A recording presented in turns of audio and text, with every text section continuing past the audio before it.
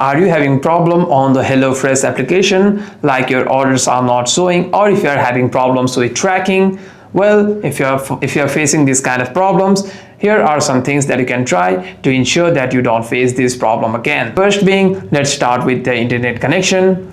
You need to make sure that your device is connected to a secure network during your order.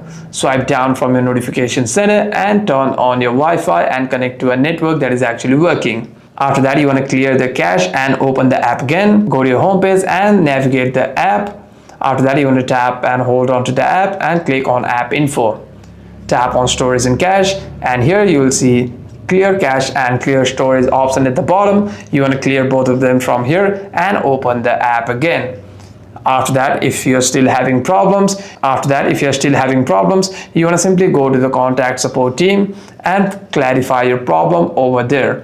On the official website, tap on these three bars, scroll down and tap on contact over here. By doing so, you'll be able to see the official customer support number over here. You can simply inquire your problem over this number, or you can also chat over here to the official team. Hope this video is helpful. Do like and subscribe.